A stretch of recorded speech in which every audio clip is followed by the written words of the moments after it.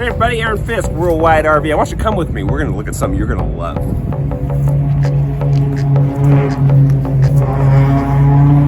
First of all, F600, one and only. This is a 2024 Seneca XT in a short platform. It's only 32 feet long. Right out of the gate, just poke your head in here real quick.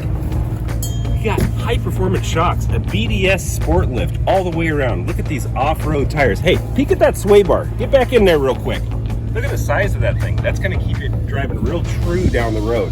As we walk around, we have road armor steps, not some flimsy little plastic steps. These are aluminum. A road armor front bumper, full welded aluminum. You got place for some more LEDs in the front, just in case the ones up on the top aren't enough for you. By the way, did you notice our cap? There's no seams anywhere. We build it like a boat hole. There's nowhere for water to get in the side on this thing. Come on all the way down the side here. How about our bins?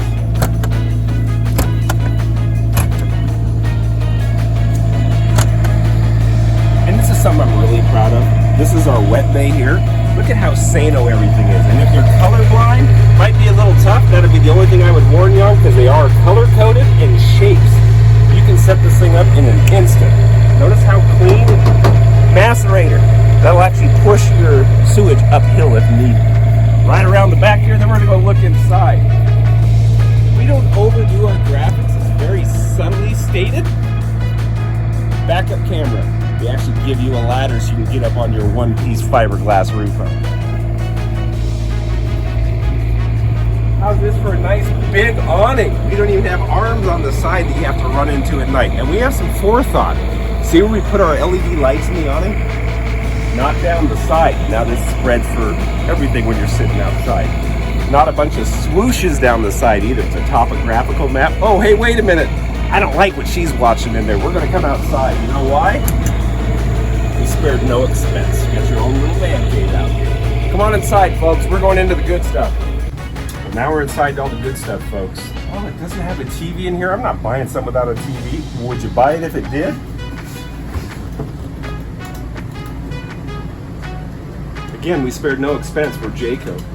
It's called a TVator. Now just glance around while this thing's coming up. We got lockout shades. We have radius corner countertops. We have a full-size fridge in here with a deep freezer on there as well.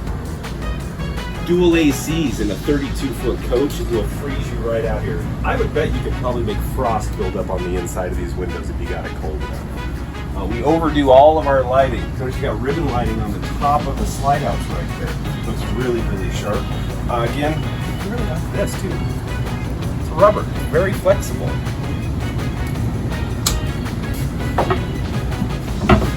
Undermount sink. It's black chrome because we want to take that whole outdoor adventure. Induction cooktop. Come on back here. I want to say that this is probably one of the best layouts in a 32-foot motorhome for a bathroom. It's a porcelain foot flush toilet with a built-in macerator. It's going to make cleanup really, really easy at the end of your trip. Undermount sinks as well in the bathroom. Hey, storage is where you find it, but Jayco stepped it up. They gave you an extra little wardrobe in here with all your socks. I sure love the way those drawers open up. Bed does fold in half. They give you one side here. That side is screwed down because it's the back side of your converter, but hey, you put all your shotguns and, you know, extra chairs and things underneath it there. Well, all I know is this is a short four-wheel drive, power stroke diesel, 330 horsepower, 825 pound-feet of torque on an F600 chassis. It's waiting for you to come take it out to the hills. Come on down and see me, Aaron Fisk, Worldwide RV.